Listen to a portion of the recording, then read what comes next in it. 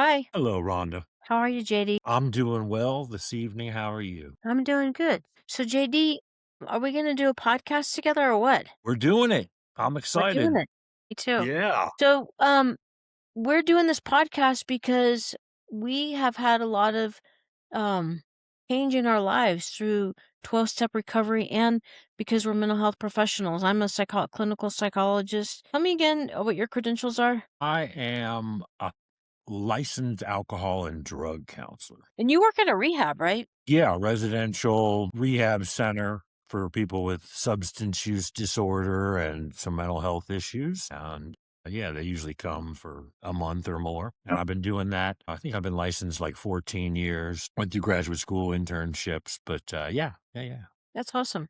And Yeah, I mostly work with kids in foster care whose parents struggle with addiction. But you and I also have personal experience with recovery, and so we're trying to come together to talk about how we have each found serenity personally and professionally through our mental health work, but also through 12-step practices, right? Yeah, I think that recovery has kept me in my profession. Recovery has helped me in my profession. And just because I'm a professional, it sure does not mean I'm perfect. And just because I'm in recovery doesn't mean I'm perfect. I've learned that this finding serenity is a day to day thing. I have had to redefine serenity and contentment and joy over and over and over again. We've talked about, and we're going to talk about the bondage of self. And I'm learning that that is almost always what blocks me from serenity. And one of the problems is I kind of think that I'm supposed to feel good all the time. And that's what serenity means. That's not it. It's also kind of reminds me might have like an uncle who comes around with a $10 bill and he holds it up and tells you if you can clap your hands when he drops it, you get to keep it. And you can do that 10 million times and never catch it. And I'm not getting my way. And I think this serenity is so elusive, but I'm sitting there trying something impossible when there's a lot more practical things I could be doing.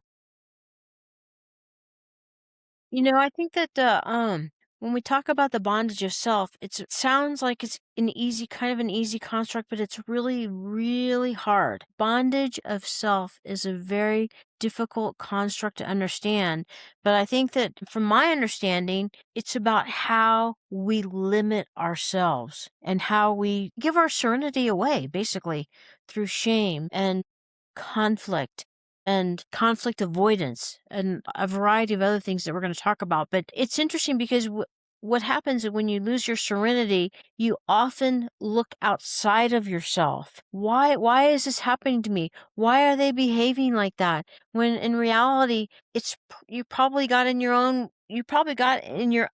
in your way. You're laughing because um I was recently at a meeting and there was someone who just kept making so many mistakes and it was so painful to watch this person, and it was like they just kept getting in their own way, like they were totally the victim of the bondage of self. So, yeah. So help me out here, And you JD. nailed it. And that's what's so funny is I'm spun out someone in the meeting I don't like. I've completely diagnosed them as being self-absorbed, self-pitying, selfish. And then recovery helps me sometimes be like, wait, you're trying to control the control freak. You're giving your serenity away. This person's allowed to be here. They're allowed to share what they want. Who put me in charge of censoring these people? Why is it, that they're rubbing me the wrong way? And would my problem really be solved if I was able to just assassinate this person? No. you know, you know, there's this great old Twilight Zone. You remember that TV show? Oh, I used to love that show. And I probably have some of the details wrong, but it's all about the bomb. And I think the actor was Burgess Meredith, and he hates people. He's a cantankerous old man, and he just is like, I just want my books, and I don't like people. And the bomb goes off, and he survives, and he's so grateful because he's on the steps of this giant public library, and there's nobody around. So he gets what he wants, and in his excitement to go into the library and just read, he trips, and he's got thick glasses, of course, and they break. And because there's no optometrists or glasses shops because everyone's dead, he's miserable. And so, yeah, it's confusing. And I think the bondage of self, it sounds like there's something wrong with you. It's self-pity, self-seeking, dependence on others, shame. In But we're control. human. control, fear, judgment. But we're human. We all have that. And recovery is like, how do I get free of that? And it's not by killing everybody else.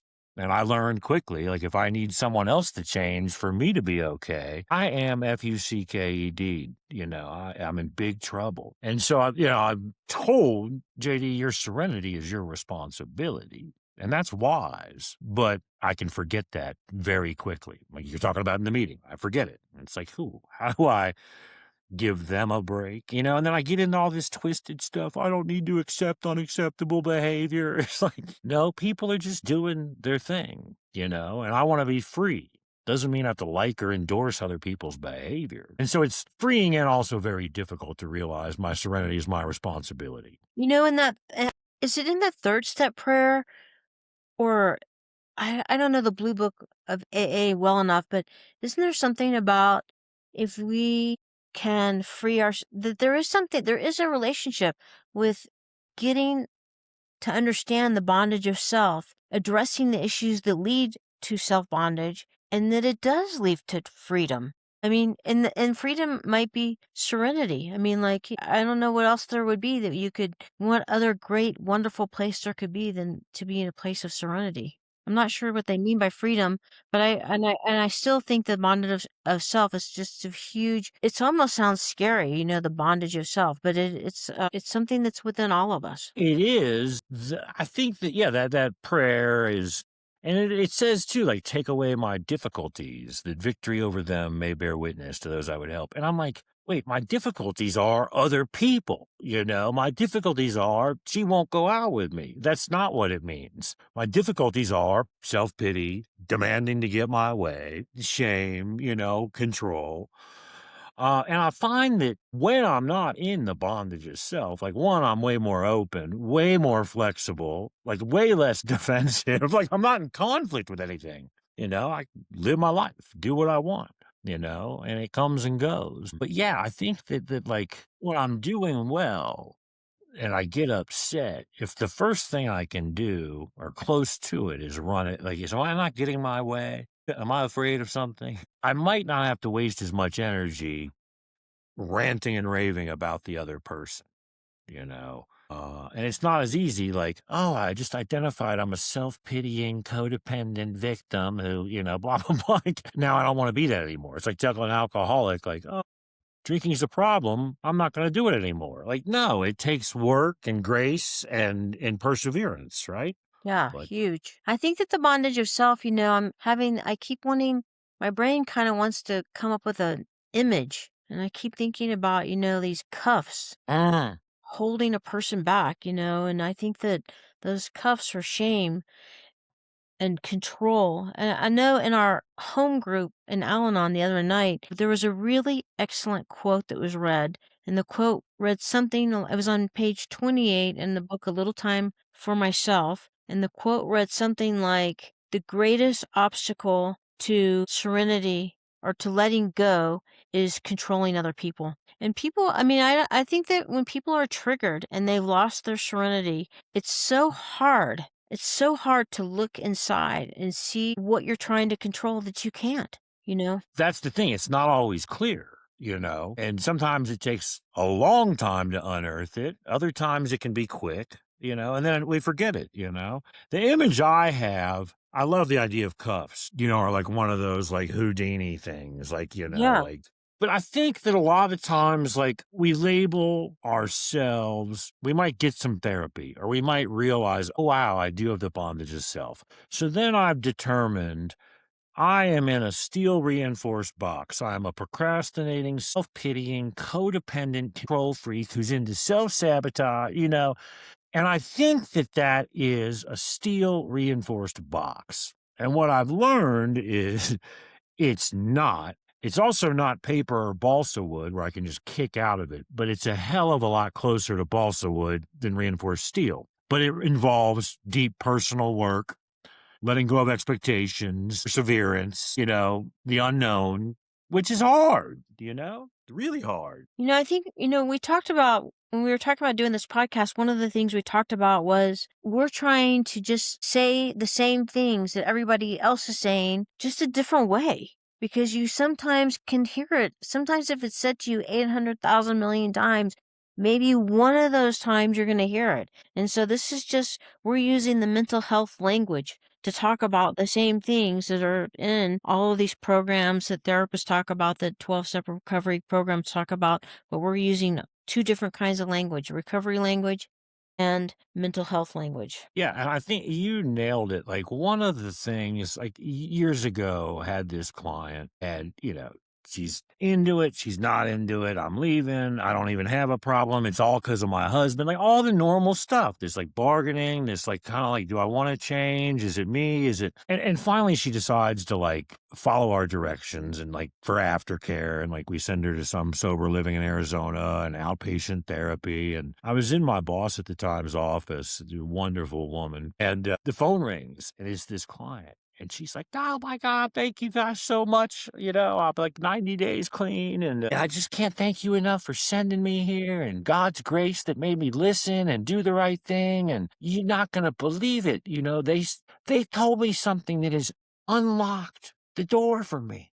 And my boss was like, "Well, tell us so we can tell the rest of the clients." And she's like, "Oh, yeah, they told me that addiction for me is just this primary disease, not really caused by anything else." And my boss looks at me like, and she's just like, "Oh, I'm so happy for you. Call anytime," hangs up. And she just turns to me, and this woman doesn't cuss. And she says, "JD, how many fucking times did we tell her it's a primary disease?" And I'm like, 6-7 billion.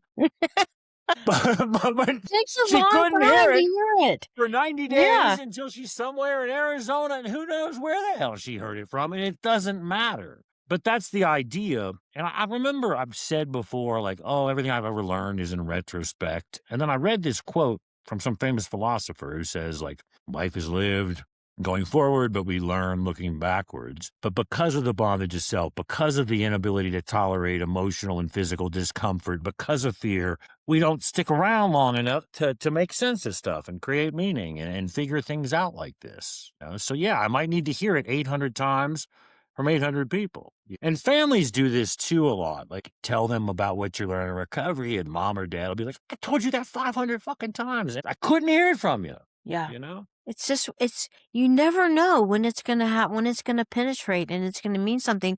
And sometimes, like, for example, that quote, it might have meant something to me, and I'm still thinking about it. Like, I'm still thinking about it because it's still meaningful for me. But, like in 6 months, it may not mean that much to me anymore. Like, it might have just been a window in time passing through. But it still is helpful to look inside and, like, to have different languages and to talk about the same thing that is impacting all of us. I love that, and that's what I've found, and that's why, recovery, they're always talking about a day at a time, and it's not like it's disposable, but, like, what worked for me, what really resonated, then it doesn't, or then it comes back and has a new meaning, and it wasn't disposable. It gets me through the moment, the day, gives me something to think about, something to work on, and again, I remember once doing this reading, and they were like, "Oh yeah, all you got to do to change is two things," and I'm like, "Well, that's better than 12 steps. That's better than a meeting every day. That's better than this." And then it was like so deflating. They're like, "Well, you just got to be honest and available." I'm like, "Okay, cool." And then I'm like, that means I got to show up, see other people's points of view. It's not just like, okay, I'm honest, I'm available, good. Let me go do my own thing. But it's special. And again, I think with serenity, uh, like it's like I'm not always going to have it, but how quickly do I get it back? How quickly do I realize I'm giving it away? And I think what's important is a lot of people are not going to understand bondage itself. And it doesn't mean you're bad. And it doesn't mean like zip it. I'm allowed to talk about what's angering me, what's pissing me off, what's scaring me. And that's new. The best thing to do is jam it down. And I can't go to people that don't understand and expect them to understand. So I got to go meet new people who think like me, drank like me, recover like me, who get it. Like I'm allowed to be angry. I have to give myself permission. I got to be around people that'll listen and let me hear myself and give their experience. And sometimes I don't like that because I don't like what they say. Half the time they'll be like, "Oh man, I get it. You got a right to be angry." And the other time they'll be like, "Why don't you get off the pity pot, boy?" I'm like, you know, and that's also bondage itself. I expect, like, I'm doing the right thing opening up to you, but you better either agree with me or not give me any kind of feedback I don't want to hear. And I keep thinking that's your problem for giving me the feedback. And I have to be trained over and over again. Like, no, you're allowed to. Yeah, everybody's on their own journey. Yeah. It's good to let people just be who they are. But I think, so the name of our podcast is is Finding Serenity.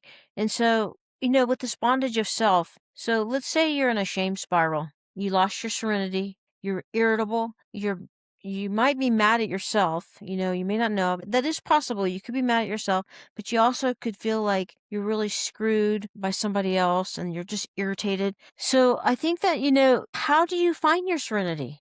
How what are the techniques? How do you get back to that place of serenity? There's no easy answer. I think today I lost mine. But before this whole thing, I had prayed because I knew it might be challenging. I'd asked someone to come witness it, and their presence helped me keep myself. Everything in me wanted to defend myself, explain myself, and attack. But I remembered what I prayed for. Please help me to respond, not react. And response is going to be today probably just agreement. And I think after this all happened, the guy I had listening in, he was more outraged than me. And the way I initially found my serenity was I just thought it was hysterical. I was so flabbergasted by what these people were doing. And then I said to him, "You're angrier than me. It's funny to me right now because I think I'm in shock. I hope I can keep laughing at it, but I don't think I'm gonna. I'm gonna be pissed." And that's what happened. So kind of knowing that, I think gratitude, like, really quickly, like, what's something I'm grateful for? Um, and then also something as simple. In the past, you and I had planned on doing this. In the past, 10 years ago, what, maybe even 5 years ago, maybe even last week, could have been today. I'd have been like, "Rhonda, I've had a rough day. I can't do this." And some days that would be okay, but I'm like, "No, I'm honoring my commitment." And every minute we've been talking, like, I'm not thinking about what happened. And I know I'm going to be calling my sponsor later on tonight. I have a sponsee that I'm meeting with after this. I'm not going to call him and tell him I've had a bad day. I can't meet you, you know? You know what? When I was looking at bondage of self and trying to really wrap my head around it, it talks about that when you are in the throes and being held back by yourself, it leads to terrible decision making, and those would have been very poor decisions not to participate, not to have the joy of doing this podcast with me, not to meet with your sponsor, to surrender. And I hate to use the word surrender because that's such a positive word, but you can surrender into the bondage of self and just like go off the high dive into a shame spiral, and then make terrible decisions, and then your shame spiral just feed your shame spiral till you're under so much shame. It takes days to get back to your You've serenity. got it. And I think that that's what it is that I got an issue. I don't like what happened. It stirred me up. It's critical to not go add a second problem of beating myself up. And had I gone and reacted and said what I want to say to these people, everything in me wants to just say it. And then cancel these appointments because I'm too stressed. Then, if I even do my nightly inventory tonight, I'm going to be, "What'd you leave undone? Like, what'd you wish you hadn't done?" And I'm like, "I wish I hadn't fired back at them. I wish I hadn't canceled the podcast. I wish." And then that's a danger. And that's what recovery, I have to learn to give myself a break. Really don't learn all that well from reading a book and then applying it. It's mostly from stepping on one of my appendages that I learn. I mean, I always react and I don't so much anymore. And so, like, that's it, is like, this is the bondage itself. Sure, they did some things I don't like, but is that the whole picture? No. So, yeah, I don't know. Like, for you, what do you do to find serenity when you're stirred up? Do you have a go Well, to? I think one of the things is being able to look inside, look at myself and how I'm reacting. One of the things I'm working on with my sponsor is pausing. I mean, pausing really buys you a little bit of time to look at yourself and try to reflect, or talking to my sponsor. That's another thing. That's it, and I think we'll talk a lot about the pause, but the little bit I know of the brain is the bondage itself is all like survival brain, and it's then right on the tip of my tongue, and the front of my brain's not working. I'm not thinking, oh, if you blow up here, you're going to be upset about that too. If you cancel these plans, it's what's immediate right now. You're not going to Yeah. be happy a couple minutes, a couple hours from now. So that pause, and it could be, like you say, a prayer, a laugh, a gratitude, screaming, something to maybe activate the front of my brain and slow my roll. Yeah, I'm with you on that. And I think it's like super important that when you're triggered and you are just like so focused on the other person, it's the alcoholic, it's my Mm, partner, those are cues that you need to look inside at yourself, I mean, but that's because I it. think, yeah, Cues, I love that. I love that. I had this counselor tell me in treatment, I'm like all spun out and I'm playing up my anxiety to try to get benzodiazepines. I'm also anxious as hell. And I have no idea that it's mostly the bondage itself. Like, they're like, you're angry, you're self pitying, you're selfish, you're fearful. And I'm like, I'm not none of those things. But they were like, your anxiety is a gift. And I'm like, then why don't you take it, motherfucker? And they're like, but what they were telling me, I couldn't hear it then, is it's a cue, like you're saying, like, oh, I'm spun out. What's this telling me? Pause, stop, take a walk, take a breath. It's a gift. My brain and my body are telling me, hey, man, slow down. it's a gift. And like I just wanted to give this, I know we have to go, but I just want to give this one short example, which Hmm. is I got really spun out today over something really stupid trying to make a hotel reservation. It just went sour and I got really angry. And I lost my serenity, and then, it took me to be perfectly honest, it took me the entire day to recover, and during the time when I was recovering and I was not well and I was still lost and without my serenity or irritable, I started nitpicking on my partner, all the things that my partner are doing wrong and how I can't stand them. But I was caught at this time. I was like, "You know what? I'm just irritable. I'm irritable because this reservation thing, and I'm taking it out on my partner." But that was another example how my bondage of self, how I lost my serenity, I got really irritable, and then I was about to like start sabotaging my relationship. And these are really, I mean, and my relationship is one of the most important things in my life. And to sabotage the most important thing in my life, maybe because it's comfortable to me, it's easily accessible to me, is really destructive.